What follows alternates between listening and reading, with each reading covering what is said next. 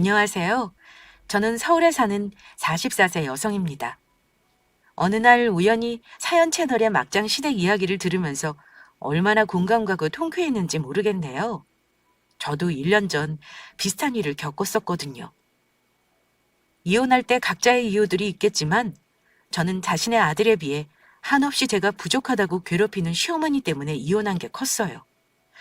20년간 시댁에 매여 살다가 해방된 제 결혼 이야기 들어보시겠어요? 저는 10대 시절에 부모님이 중국을 오가며 무역사업 하셨기 때문에 남들보다 부유하게 자란 편이었어요.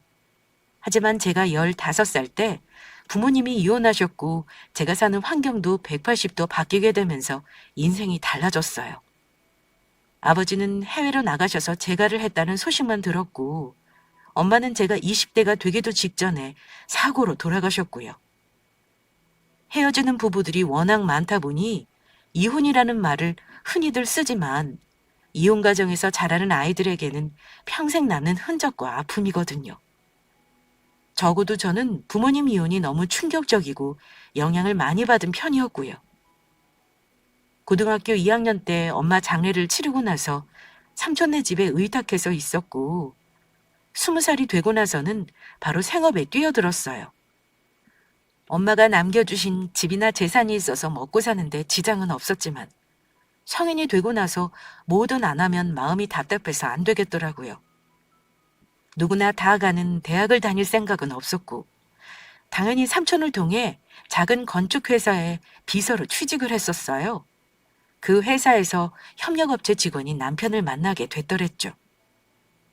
남편을 만난 지 반년 만에 저는 생각지도 못한 임신을 했어요.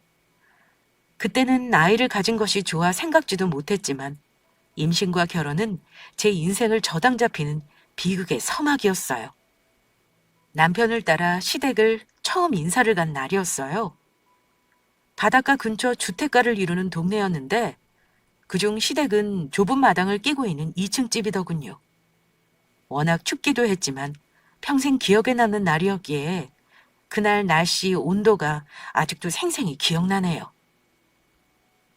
여기를 어디라고 이 물건을 데리고 와? 어여썩 내보내지 못해? 어머니, 일단 인사는 서로 해야죠. 아이도 낳아야 하고 곧 이 집으로 이사시킬 거예요. 누구 맘대로. 어디 여자가 없어서 저런 못 배우고 가족 하나 없는 고아를 아내라고 데려와. 네가 내 아들이 맞니? 아가씨, 나는 댁을 절대로 내 며느리로 인정 못하니까 좋은 말로 할 때 나가시오. 어머님, 저 준필 씨를 사랑해요. 뱃속에 어머님 손주도 가졌고 저희 허락해 주세요. 큰일 날 사람이네. 누구더러 지금 어머님이라고 하는 거야? 오늘 일 없던 걸로 할 테니 내 집에서 나가요. 너도 내 아들 아니니까 같이 나가. 시댁에 처음 간 날부터 하루하루가 제게는 고난의 시작이었어요. 시어머니는 아들을 남편같이 생각하며 키웠고 남편에게 기대감이 높은 분이었어요.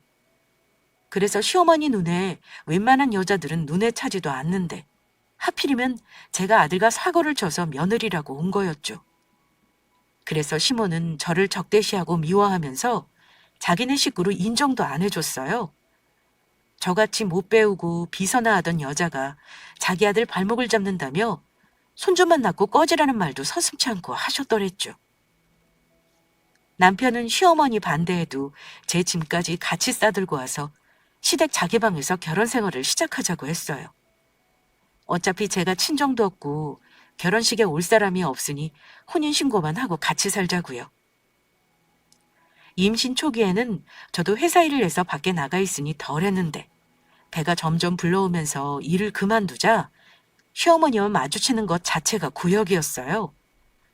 그나마 제 방패막이가 되어준 건 초등학생이었던 남편의 어린 막둥이 여동생이었어요. 자기 자식 귀한 건 아는지 시어머니가 어린 신우 앞에서는 저를 덜 괴롭혔거든요. 그러다 제가 막달이 되고 출산을 앞둔 어느 날 남편이 야근을 하고 집에 왔었나 봐요. 저는 먼저 잠들어 있다가 거실에서 남편 목소리가 들려 살며시 나가봤는데 남편과 시어머니가 얘기를 나누고 있었어요. 곧 아이 출산할 거다. 나는 손주는 네 핏줄이니 인정은 해도 저 아이는 인정 못해. 내 눈에 흙이 들어오기 전에는 우리 집 사람으로 못 받아들여. 애만 우리가 키우고 쟤는 쫓아낼란다. 어머니, 여러 가지 생각해 보세요. 지금 동생 세아도 겨우 초등학생이고 거기에 신생아 손주까지 태어나면 그 애 둘을 엄마 혼자 키우실 거예요? 그래도 같은 공간에 있는 거 차차가 싫은데 어떡해? 제가 차차 분가할게요. 저도 사회생활한 지 몇 년 안 됐고 형편이 빠듯해서 그래요. 그러니까 그냥 저 사람이 손주랑 막둥이랑 같이 키우게 놔두고 엄마는 편하게 하고 싶은 거 하세요. 너야 회사 출근하면 그만이지만 난 허구한 날 저 얼굴을 가까이에서 봐야 되니까 그렇지. 싫은 사람이랑 같이 붙어있다는 게 쉬운 일이니? 그러니까 그냥 집안이라고 육아할 파출부를 집에 고용했다 생각하고 마음 편히 가지시라니까요. 어이구, 그러게 왜 저런 걸 집에 들여놔서 서로 마음고생이냐고. 네가 뭐가 부족해서 저런 여자와 인연을 맺어? 평소 남편은 무뚝뚝해서 할 말만 하는 사람이라고 알고 있었지만 그렇게 인정머리 없는 인간이라는 걸 처음 알았어요. 어머니가 저를 시댁에서 쫓아내려고 호시탐탐 노린다는 건 알았지만 남편이 시어머니에게 저런 사람의 쓰임에 대해 논하다니요. 모르면 몰랐지 남편이 하는 말을 듣고 어떻게 제 마음이 예전과 같을 수 있을까요? 시댁에는 저를 하찮게 여기는 사람들밖에 없고 세상 천지에도 나를 생각해주는 내 편 따위 없는 버려진 기분이었어요. 그렇게 우여곡절 끝에 저는 첫째 딸을 무사히 순산했어요. 그 다음에 연년생으로 둘째 아들을 바로 낳게 됐고요. 처음 아이를 키워봐서 초보 엄마라 실수도 많이 하고 집안에 아이 둘 신우까지 제가 도맡아 키우다 보니 얼마나 정신이 없었는지 몰라요. 저도 20대 초반이고 체력이 그나마 받쳐주니 버텼던 것 같고요. 시간이 흐른다고 해서 시어머니의 시집살이가 없어지는 건 아니었지만 그래도 하는 일이 많다 보니 시간은 잘 가더군요. 눈 깜빡할 사이에 아이들이 초등학교에 들어가고 어리게만 보이던 신우가 어느새 대학생이 되었더랬죠. 물론 남편이나 시댁에 얘기하면 돈 내놓으러 갈 게 뻔해서 조용히 비밀로 하고는 있었지만요. 우리 아이들도 제법 컸고 어머니랑 분가하자. 당신이 예전부터 결혼 10년 되면 따로 나가서 살자고 했잖아. 그때는 시간이 흐르면 집 살 만큼 돈을 벌어놓을 줄 알았지. 나 혼자 6식구 먹여 살리려면 분가는 사치야. 왜 매번 안 된다는 말만 하고 약속을 안 지켜? 지금 누가 대궐 같은 집을 사재? 작더라도 전세에서 살면 되잖아. 우리 네 식구는 충분히 살 수 있어. 그럼 우리 엄마랑 막둥이는 내가 이 집 장남인 거 잊었어? 내 가정도 중요하지만 부모 형제도 내게는 소중해. 아니, 당신은 언제나 자기 식구가 더 중요해. 나랑 애들은 항상 2순위, 3순위야. 이럴 거면 왜 애 낳고 결혼하자고 했니? 당신도 이제 결혼 생활 10년 했다고 드산 아줌마 다 됐다. 바가지 그만 긁고 앞으로 분가 얘기는 입 밖으로 꺼내지 마. 안 되는 일은 안 되는 거야. 나가 살고 싶으면 당신만 나가 살아. 그 당시 가장 비참했던 건 남편에게 시어머니 시집살이에 힘들다고 해도 꿈쩍도 안 했다는 거예요. 자기 주변만 봐도 고부 사이가 좋다는 집이 없다며 그냥 그러려니 하고 살라는 거예요. 차라리 제가 벽에 대고 말하는 게 나을 거라고 생각할 정도였으면 말 다 했죠. 20대 아무것도 모르는 순진할 때 시집을 와서 애를 낳고 시집살이에 시달리다 보니 저는 때론 남편에게 소리도 지르는 악처가 되어 있더군요. 남편의 말을 빌리자면 제가 너무 드세졌다고 예전에 그 소녀는 어디 갔냐고 하더라고요. 소통이 안 되는 남편을 데리고 사는 아내는 그렇게 되나 봅니다. 결혼 10년 차에 남편과 자주 싸우는 저를 시어머니는 막대 먹은 며느리 취급할 뿐이었고요.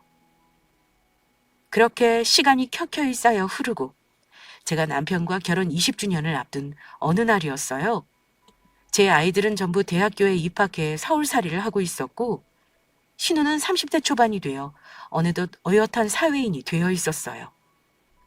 신우는 당시 간호사를 하고 있었는데 어쩌다 보니 같은 병원에 근무하던 의사와 연이다 결혼을 한다고 데려왔더라고요.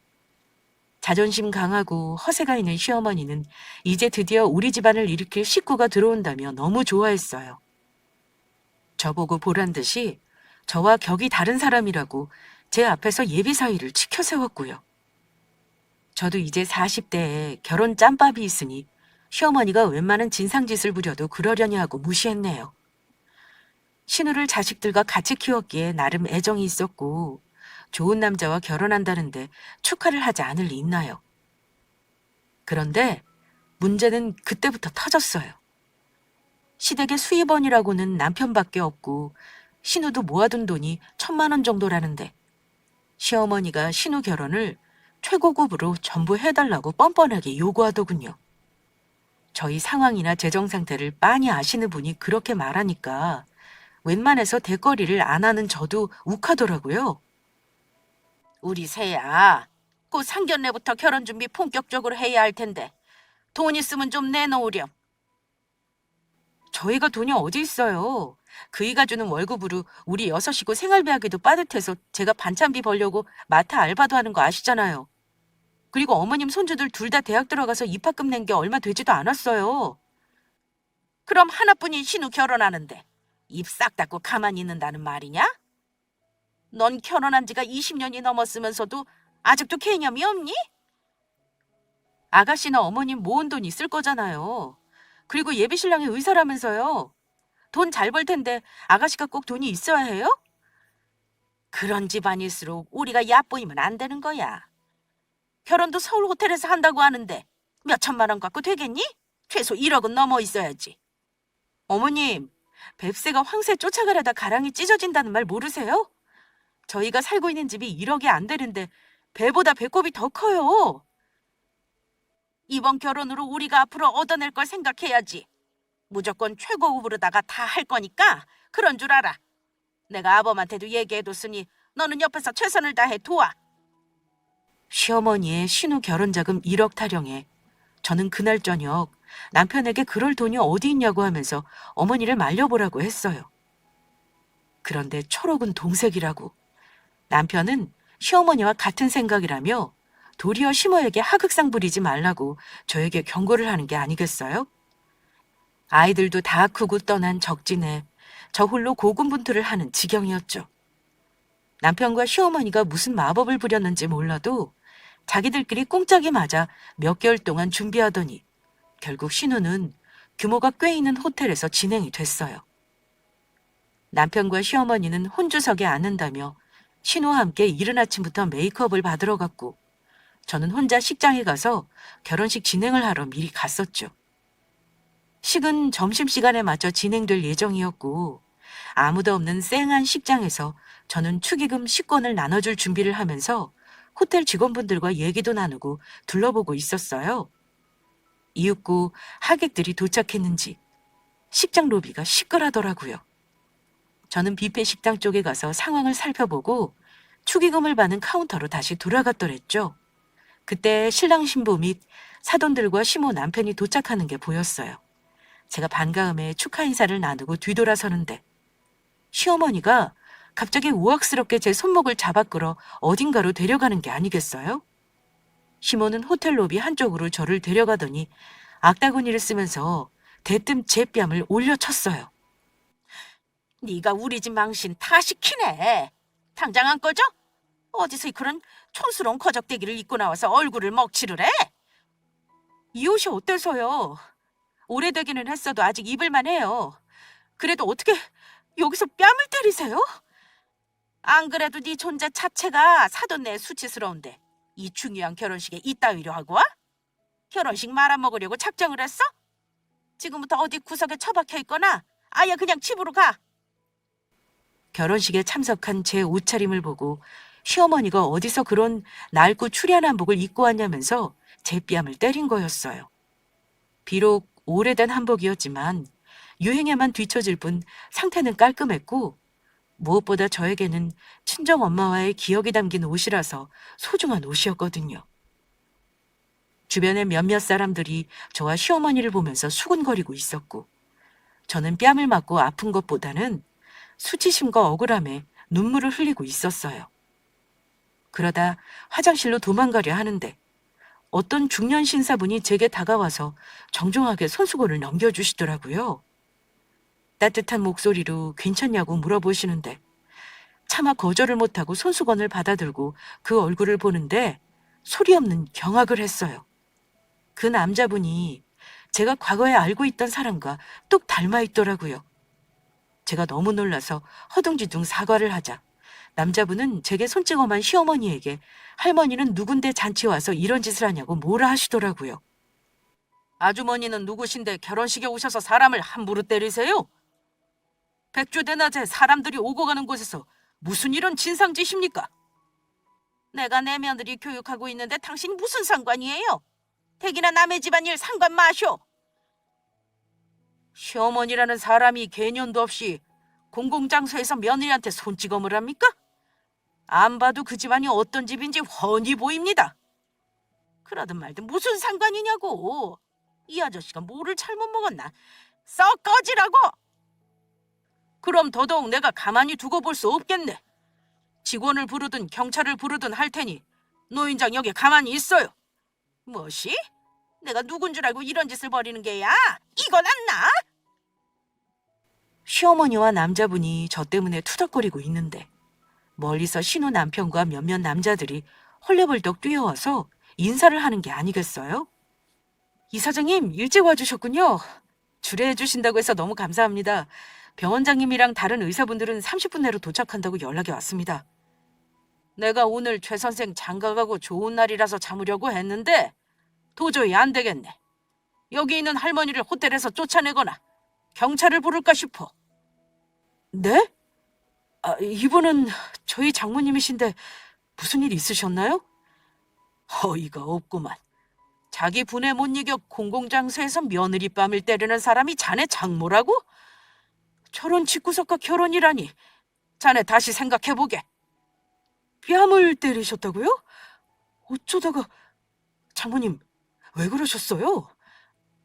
그게... 며느리가 하도 말을 안 들어서 타이른다는 게 그만... 아니죠. 제가 옆에서 다 지켜봤는데 옷이 촌스럽고 꼴이 어쩌네 하면서 바로 뺨을 때리지 않으셨습니까? 나보고도 상관 말고 꺼지라고 소리치는 꼴을 보니 원래 성정이 그따위인가 봅니다. 최 선생, 자네가 선택하게. 자네 예비 장모가 나보고 꺼지라는데 주례인 내가 꺼질까 자네 장모가 꺼지는 게 나을까? 아닙니다, 이사장님. 제가 대신 사과드리겠습니다. 저희 장모님이 이사장님을 미처 모르고 저지른 실수 같습니다. 노여움 푸시죠? 어머님도 어서 사과하세요. 제가 몰라 봬서 그랬습니다. 죄송합니다.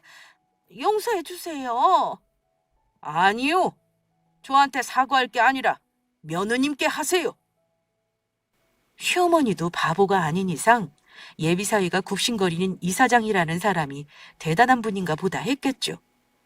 그래서 두말 않고 이사장님에게 싹싹 빌었는데 이사장님이 자기가 아니라 며느리한테 사과를 하라고 하자 시어머니는 죽기보다 싫은 얼굴을 하더라고요. 그래도 예비사위부터 지켜보는 눈들이 있어서인지 기어들어가는 목소리로 제게 사과를 했어요. 저는 겉으로 아무렇지 않은 척 알겠다고 했지만 뭔가 10년 묵은 채증이 내려가는 기분이 들더라고요. 일단 일이 무마되고 식은 그대로 잘 진행이 됐어요. 저희 시모만 빼고 말이죠. 5월에 신부가 된 신우는 누구보다 아름다웠습니다. 저는 아이를 먼저 가지고 결혼식도 못 올리고 살아서인지 그 모습이 부럽더라고요. 식이 끝나고 하객들이 저마다 식권을 받아 식당으로 가는데 주례를 섰던 이사장이라는 분이 저한테 오시더군요. 아까 맞은 뺨은 괜찮습니까? 내일 되면 많이 보일 수도 있습니다. 내일 저희 병원에 와서 치료받으시죠. 아닙니다. 신경 써주셔서 감사합니다. 얼음 찜질하면 괜찮아질 거예요. 계속 저 모르는 척 하실 겁니까, 자경 아가씨? 알고 계셨어요? 저는 잊으신 줄 알았어요. 오랜만이에요, 희철 오빠. 그럴 리가. 우리가 알고 지낸 지가 몇 년이었는데. 아까 식장에서 보곤 사람을 잘못 본 줄 알았다가 따라갔더니 웬 노인네가 네 얼굴에 손찌검하는 게 아니겠어? 얼마나 놀랐는지. 부끄럽네. 그런 모습으로 헤어하고 싶지는 않았는데 말이야. 거의 25년 만이네? 그렇네. 우리 아가씨 중학생 때 보고 못 봤으니까. 이제 아가씨도 아닌데 그렇게 부르지 마. 손발 오글거려. 어릴 적에도 제가 그렇게 부르면 싫다고 하지 말라고 하더니 세월이 지나도 여전하네. 병원 이사장님과 저의 인연은 25년 전으로 거슬러 올라갑니다. 제가 10살에 부모님 중국 무역 사업으로 한국과 중국 상해를 오가며 자라는데 희철 오빠는 당시 상해에서 유학하는 20살 청년이었어요. 패기 넘치는 젊은이의 첫 직장이 저희 아빠 사업체였던 거죠. 될성 부른 나무는 떡잎부터 알아본다고 워낙 성실하고 똑똑했던 오빠를 아빠는 막내 직원으로 두고 키워줬어요. 형편 어려운 고학생이 타국에서 고생한다면서 저희 상해 집에 방도 내어주셨고 제가 학교 숙제할 때나 자전거 타는 법도 희철 오빠가 다 알려주셨죠. 그때마다 오빠는 저를 애기씨, 아가씨라고 불렀는데 그만큼 귀해한다는 소리였다는 걸 나이 들고 알았네요. 몇 년 후 부모님이 이혼하셨을 때 엄마는 저를 데리고 한국으로 돌아가시고 아빠는 중국 상해에 남으셨어요. 희철 오빠도 아빠를 따라 계속 상해에 남았던 걸로 기억을 했기에 몇십 년 만의 만남은 그때 기억을 불러일으키고 아빠의 소식을 들을 수도 있겠다는 반가움이 컸네요. 이사장님이 제게 90도 각도로 정중하게 인사를 하면서 제 이름을 부르며 말을 하자 시어머니, 남편을 비롯해 신우 남편 동료 의사분들이 저를 보고 끔쩍 놀라시더라고요. 특히 시어머니가 더더욱 놀라는 눈치였어요. 이사장님이 시모에게 사과를 시키고 혼주석에 앉지도 못하게 해서 시어머니는 결혼식장 문 밖에 서서 겨우 식을 지켜봤거든요. 억지 사과든 식장 밖 구경이든 자존심 강한 시어머니에게 그날 일은 죽을 때까지 두고두고 씹을 굴욕이었던 거예요. 분명 다른 사람이 자기한테 그런 짓을 했다면 머리채 드자비도 할 뿐이 이사장이라는 사람의 위치를 파악했는지 아무 말도 못하고 쭈그러져 있더라고요. 그런 대단한 이사장이 제게 머리를 숙이고 이름을 부르니 놀랄만도 하죠. 저는 이사장님과 다음에 만나기로 연락처를 교환하고 집으로 돌아왔어요. 신우 부부는 신혼여행을 가고 제 아이들은 고모 결혼식을 보러 온 김에 방학이니까 인천에 한동안 있다가 간다고 하더군요. 저는 사람 많은 곳에서 하루 종일 서서 부대꼈더니 몸이 너무 피곤하더라고요. 씻고 쉬려고 했더니 아니나 다를까 시어머니가 저를 부르셨어요. 내가 오늘 너 때문에 어떤 꼴을 당했는지 알아? 내 딸 결혼식장에 들어가 보지도 못하고 이 꼴이 뭐야? 제가 그렇게 하라고 한 것도 아닌데 저한테 왜 그러세요? 그리고 경찰까지 부른다고 하는 걸 말려서 그만하면 조용히 끝난 일인데요. 뭐? 그걸 말이라고 하는 거야? 내가 앉아야 혼주석에 왜 네가 나 대신 앉아? 그리고 구출애랑 너 무슨 사이야? 예전에 그냥저냥 아는 사이예요. 내가 보기엔 그냥 아는 사이가 아니었어. 네가 어떻게 그런 사람과 재주 좋게 연이 닿았는지 모르겠지만 네가 사주한 거지? 사주를 하다뇨. 저는 오늘 그분이랑 25년 만에 만났어요. 내가 네 숭악한 그 속을 모를 줄 알고? 겉으로는 아무렇지 않은 척하면서 속으로는 나를 어떻게든 엿먹이고 싶어 난리인 거 모를 줄 알아? 그만하세요. 저 오늘 너무 피곤해요. 엄한 생사람 잡지 마시고요.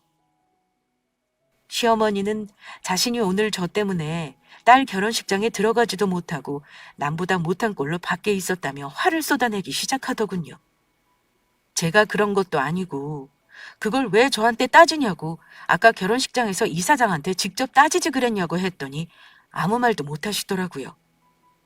그리고 며칠 뒤 저는 이사장님 병원으로 찾아가서 오랜만에 해후를 풀 수 있었어요.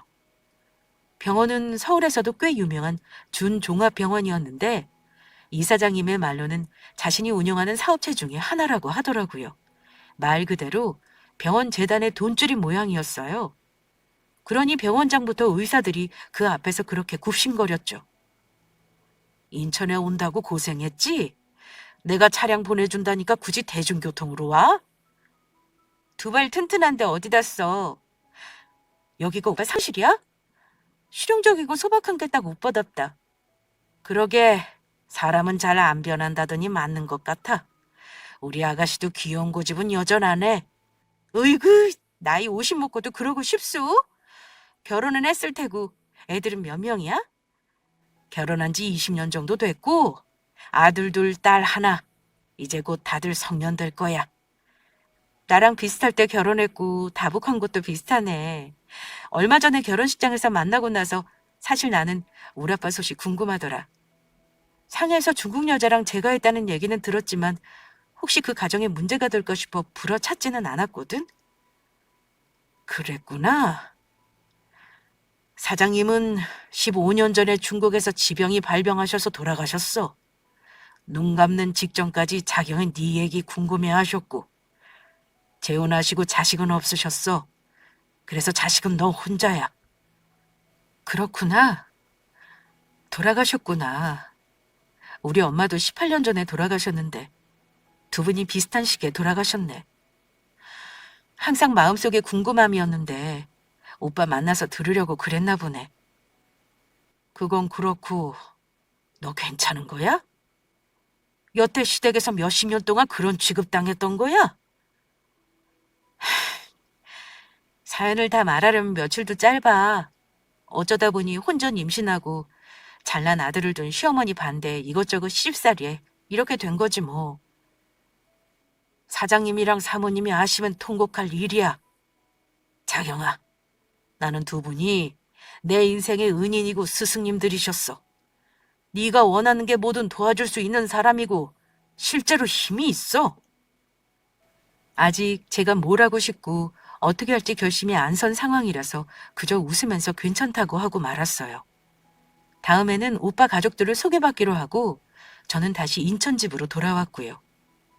그리고 한 달 뒤, 집 마당을 청소한다고 제가 분주하게 있는데 웬 우편물이 와 있더라고요. 남편 이름으로 날라온 우편은 안에 종이 뭉치가 있는지 꽤 두툼했어요. 평소 같았으면 따로 치워놨다가 남편에게 바로 줬을 텐데 느낌이 쎄하더라고요. 그래서 우편을 뜯어봤더니 아니나 다를까 집을 담보로 대출을 6천만 원이나 받았더라고요. 무슨 돈이겠어요? 신우 결혼자금이겠죠.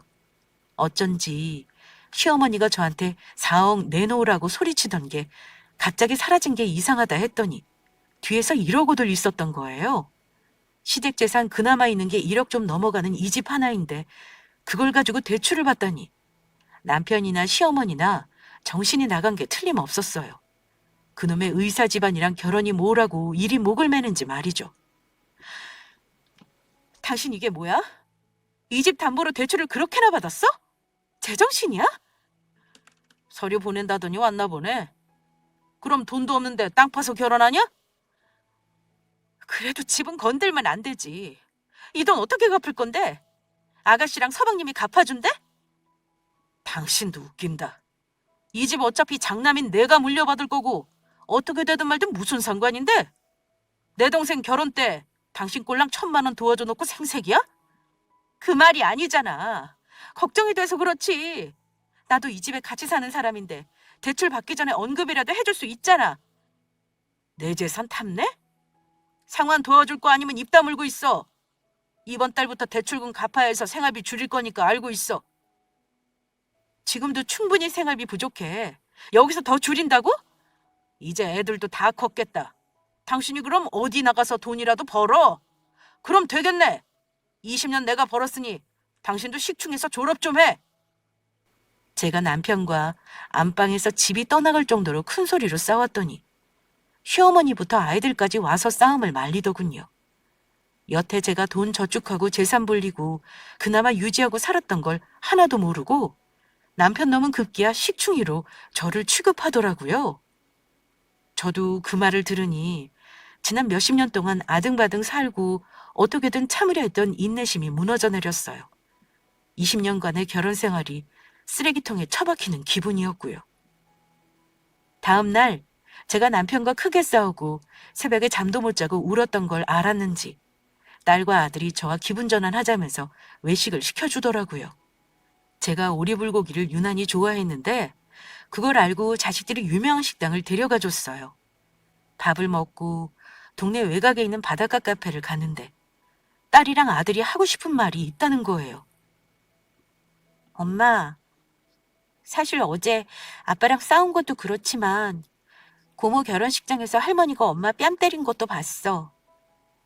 맞아. 누나랑 나랑 둘 다 그거 보고 얼마나 놀랐는지 몰라.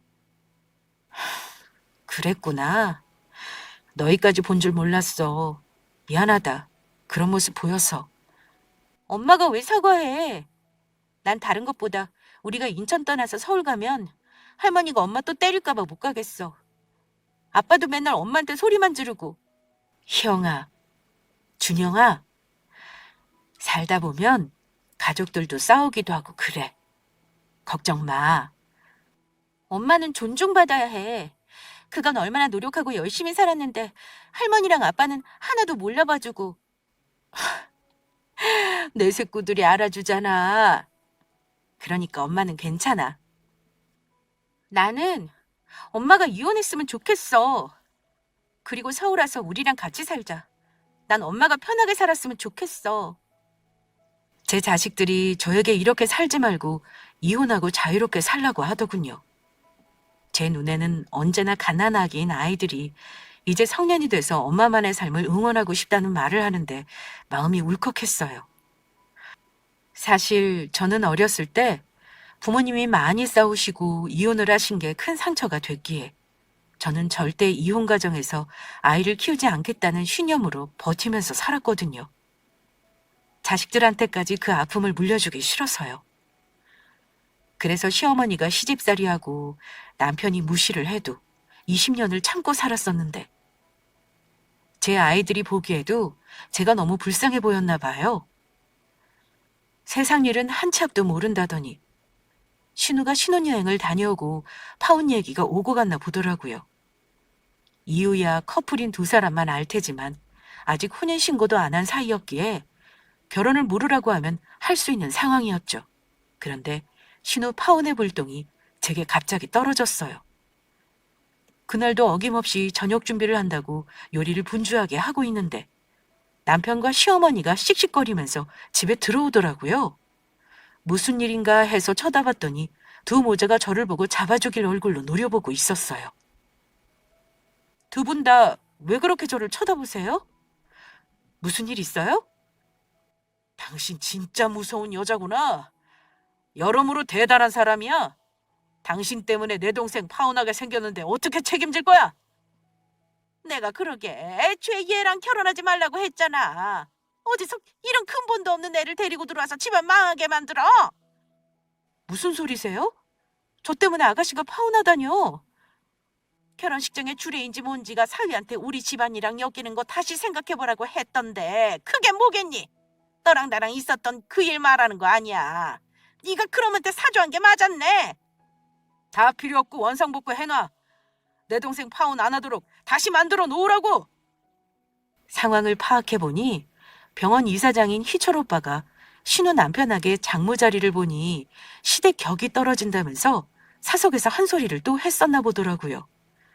그런 집안과 여자와 결혼하는 자네 안목에 대해 다시 생각해보라면서요. 그걸 다른 의사들도 있는 데서 얘기를 해버려서 사람들이 수군대고 의사 이미지도 이상해졌었나 봐요. 안 그래도 신혼여행 가서 둘이 시어머니가 제 뺨을 때린 사건으로 싸웠었는데 돌아오고 나서도 꼬리표처럼 따라다니자 신우 남편이 다시 생각을 해보겠다고 말이 나온 거예요. 그래서 그걸 알게 된 남편과 시모가 득달같이 저에게 어떻게든 파혼을 막으라고 으름장을 놨던 거고요. 저는 사실 그날 제 자식들 말이 떠올라 이혼 전문 변호사를 찾아가 상담을 받아봤었거든요. 그런 제 마음도 모르고 남편과 시모가 난리를 치자 진짜 만정이 떨어지더라고요. 그런데 진짜 이혼을 결심하게 된 사건이 그 뒤에 일어났어요. 며칠 뒤 주말 남편이 저하고 갈 데가 있다면서 저를 차에 태우고 어딘가를 가더군요. 제가 물어도 남편이 말도 안 해서 큰일이 일어났나 싶어 긴장을 하고 있었는데 낯익은 장소로 가서 차를 세우는 게 아니겠어요? 바로 신우 남편이 근무하는 병원이었어요. 제가 왜 여기를 오냐고 뭐라 하자 남편이 제 손목을 잡아 끌고 병원 안으로 들어가더라고요. 그러고 나서 올라온 층이 19층이었고 거긴 제가 아는 병원 이사장실이 있는 곳이었어요. 마치 자기 방인 마냥 남편은 이사장실 문을 열고 저를 끌고 들어갔어요. 이게 무슨 짓입니까? 본인만 온다고 하더니 왜 자경이까지 데리고 와요?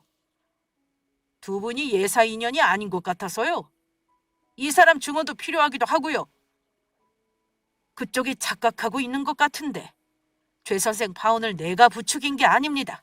이미 결혼식 전부터 부부가 계속 돈 문제로 싸우고 있었다고 했어요. 하지만 이 사장님이 불 붙은 데 기름 부은 건 맞지 않습니까? 본인 어머님이 사람들 앞에서 공개적으로 며느리에게 손찌검한 게 왜 제 탓입니까? 저만 봤어요? 다른 병원 식구들도 본 사람이 있다는데. 맞을만 하니까 맞았겠죠. 이 두센 여자가 하극상을 하니까 저희 어머니가 그랬을 겁니다. 어머님도 대단하신 분이시더니 아드님도 만만치 않은 분이네요. 자경이 네가 그간 참 힘들었겠구나. 이 사장님이 제 동생 파혼의 일정 부분 책임이 있으시니까 다시 둘이 잘 지내도록 말씀해 주세요. 싫습니다. 제 눈이 틀림없다는 걸 오늘 제대로 알게 돼서 더 그렇게 못하겠습니다. 그럼 제 아내가 무릎을 꿇으면 어떨까요? 당신이 이분 앞에서 무릎 꿇고 빌어. 파혼 막아달라고. 남편이 자기 여동생 파혼을 막기 위해 최선을 다하는 건 알고 있었어요. 동생 결혼시킨다고 1억 가까이 대출받고 빚이 있는데 그 결혼이 파토가 난다면 손해가 이루 말할 수 없는 거죠. 그렇다고 저를 이사장 앞에 데려가서 자기 동생 파혼 막는다고 무릎을 꿇린다니요. 사이코도 그런 사이코가 없더군요. 저는 남편과 시어머니 대신 무릎 꿇으라는 말을 듣고 바로 남편 뺨을 때려버렸어요. 원래 돈에 살짝 돌아있는 건 알고 있었지만 이 정도일 줄은 몰랐거든요. 내가 오빠 앞에서 쪽팔려서 이 말까지 안 하고 싶었는데 이혼하자. 당신 같은 쓰레기랑 더는 못 살겠으니까 헤어져. 오빠? 아, 혹시 이 사장님과 굉장히 깊은 사이인가? 그래서 당신 시집살이 시킨다고 이분이 그렇게 설쳐대셨고 그럼 말이 되지. 어디 가서 정신감정 받아봐. 이분은 나한테 친오빠 같은 분이야. 어디서 지금 그런 사람을 모욕해? 저는 이사장님께 정중히 사죄드리고 남편 놈이 뭐라고 하든 말든 병원을 나왔습니다. 그리고 시댁으로 돌아가 짐을 쌌어요. 참 슬프게도 20년 넘게 살았던 집에서 제 짐은 배낭 하나로 끝이 나더군요. 미련 없이 제 짐을 들고 집을 나가서 서울에 아이들이 자취하는 원룸으로 갔어요. 제가 갑작스럽게 짐을 들고 서울에 왔더니 아이들은 놀란 눈치였지만 제가 아빠랑 이혼하려고 한다고 하니 되려 잘했다고 해주더군요. 그 뒤로 저는 상담을 받았던 변호사를 찾아가 이혼을 진행했습니다. 말도 없이 서울에 온 그날 이후 남편과 시모가 제 전화에 몇십 통의 전화와 문자를 해서 신우 파혼 어떻게 할 거냐, 밥도 안 차리고 어디 갔냐, 집안일을 언제 할 거냐 등등 말도 안 되는 개소리를 하길래 모두 수신 차단해버렸어요. 어차피 그 집안이랑 인연 정리할 건데 뭐하러 더 스트레스 받나요? 어느 날 이사장인 희철 오빠에게서 전화가 왔더라고요. 한번 보자고요. 제가 이혼 준비 중이고 지금은 서울 애들 집에 있다고 했더니 근처에 오빠가 찾아왔더군요. 이혼 소송 중이라고? 혹시 나 때문에 남편과 사이가 더 안 좋아졌어? 아니야. 이혼 결심은 자식들이 지지해줘서 하게 된 게 가장 커. 나보고 자유롭게 살라고 하더라고. 이제 아이들도 이해해줄 나이가 됐고 독립을 했으니까 해도 될 것 같더라. 진짜 오랫동안 고생했다. 그날 네 남편을 보는데 그간 네가 얼마나 당하고 살았을지 눈에 다 보이더라. 사장님 사모님도 생각나고 참 울컥하더라. 넌 참 귀한 사람인데 그걸 모르는 사람들 때문에 고생을 하고. 이제 더는 그렇게 안 살려고. 참는 것도 그만하고 잘 정리할 생각이야. 얼마 전에 최 선생이 그 집 동생이랑 파혼했어. 너희 시어머니가 병원에 찾아와서 나랑 최 선생 앞에서 무릎 꿇고 사과하고 난리도 아니었고. 많은 일이 있었구나. 오빠가 욕받네. 사실 너가 시집살이 당한 걸 그 집에 돌려주고 싶은 것도 있었지만 내가 최 선생을 많이 아끼거든. 괜찮은 사람이라서 좋은 사람 만났으면 해서 진심으로 조언한 것도 있었어. 잘했어.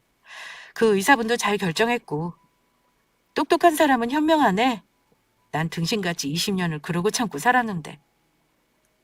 들어보니까 제가 집을 나오고 3달 동안 많은 일이 벌어졌나 보더라고요. 신우와 의사 간의 결혼은 파혼으로 엎어졌고 신우가 죽는다고 난리치자 시어머니가 병원에 찾아가 신우 남편이랑 이사장 앞에서 무릎 꿇고 사과를 했다고 했어요. 뭐 결국에는 그런 난리에도 안 되는 건 어쩔 수 없는지 신우 남편 부모님 쪽에서도 예단 반납하고 손절을 확실하게 하셨나 보더라고요. 저는 어떻게든 시댁 인간들과 다시 얼굴을 마주하지 않고 싶었지만 이혼 소송 때문에라도 법정에서 한 번은 만나게 됐어요. 남편만 올 줄 알았는데 웬일로 시어머니까지 같이 왔더군요. 두 모자는 역시나 저를 해코지하고 싶어서 안달이 난 게 눈에 보였어요. 그렇게 소리 소문 없이 사라지더니 결국 이혼이냐? 내가 헤어지라 할 때는 말도 안 듣더니. 그러게요. 지금이라도 제가 정신 차렸나 보죠. 죽어서 그 집 귀신 안 하고 싶어서요. 결국 네 덕에 내 딸 파혼하고 집안이 풍비박산 났는데 너는 미안하지도 않나 보네. 네가 그렇게 든든한 백이 있는지 알았으면 잘해주는 건데 말이야. 마지막 기회를 줄게. 지금이라도 소송 취하하고 돌아오렴. 용서할 테니. 그 말을 들으니 제 선택이 틀리지 않았네요. 저는 홍 여사님이랑 이병우님 용서 안 할 거고 2번의 기회도 안 드려요. 앞으로 새 가족이 오붓하게 빚 갚으며 잘 사세요. 할 말이 더 있어 보이는 시어머니를 뒤로 하고 저는 미련 없이 돌아섰어요. 남편 놈이 법정에서 저한테 욕하고 소리를 질러서 난리통이 한 차례 있었지만 다행히 시어머니의 오랜 학대와 모진 시집살이가 소송의 근거가 되었고 결국 저는 이혼 소송에서 승소하게 됐어요. 위자료 1,000만 원과 함께 그보다 더 값진 자유와 해방을. 이혼 후 저는 아이들 대학교 근처에 아파트를 한 채 샀어요. 세 식구가 살 만큼 50평대 아파트를 사서 아이들 평생 소원이었던 자기 방을 하나씩 갖게 해주고 인테리어도 원하는 대로 해줬어요. 애들이 엄마에게 이런 큰돈이 있었냐며 놀라워했는데 제가 우스갯소리로 로또 당첨됐다고 하고 말았더랬죠. 마음속으로는 친정엄마에게 고맙다고 하고요. 후에 들어보니 시댁집 담보대출을 갚는다고 시모, 남편, 신우 세 식구가 투잡을 뛰고 있다고 하더라고요. 특히 남편은 회사 일 끝나고 대리운전 일까지 하면서 빚 갚으려고 용을 쓴다고 했어요. 말이 1억이지 이자도 있고 빚을 갚으려면 좋게 5년은 고생해야 하지 않을까 싶네요. 욕심에 눈이 멀어서 분수 넘치는 짓을 하면 말로가 좋을 수가 없다는 걸 그 집 사람들을 보고 배우네요. 저는 이혼하고 나서 병원 이사장 오빠의 도움으로 공부를 시작했고 병원 임상병리사 쪽 일을 하려고 대학 수능도 다시 봤어요. 20대 철모를 때는 대학 필요 없다고 무시했는데 결국 나만의 전문성을 위해서는 대학을 나와야 하더라고요. 집안에 대학생만 셋이 있으니 학비가 장난 아니기는 한데 서로 자기 전공 얘기하고 캠퍼스 생활을 같이 하니 재밌기는 했어요. 언젠가 제가 이사장님께 오빠와 다시 재회하고 내 인생이 좋은 방향으로 바뀌었으니 인생의 귀인이라고 했더니 오빠가 웃으면서 자기 귀인이 제 부모님이었으니 돌고 돌아 그런 운을 주고받은 거라며 웃더라고요. 여러분, 혹시 지금 예전의 나라면 상상도 못할 무언가를 하고 있지는 않으세요? 그게 일이든 취미든 사람이든 과거 나와 많이 다른 모습으로 새로운 무언가를 하고 있다면 당신의 인생이 또 다른 대운으로 들어가는 징조랍니다. 저도 어디 가서 사주를 봤더니 40대 이후 중년운이 대운이라고 했었는데 지금의 제가 그렇게 살고 있네요. 저는 이혼을 하고 환경과 주변 사람들이 바뀌면서 새로운 나를 찾는 여정을 시작했어요. 그렇게 저를 냉대하고 무시하던 시댁 사람들을 정리하고 나니 그 후에 만나는 사람들은 저와 결이 맞고 좋은 사람들이 오더라고요. 제 얘기를 듣는 분들 중에 예전에 저와 같이 참고 버티면서 살고 계신 분이 있다면 인생에 곧 변화의 바람과 파도가 올 거라고 말해주고 싶네요. 이야기를 들어주신 모든 분들에게 좋은 대운이 오길 바라며 감사를 전합니다.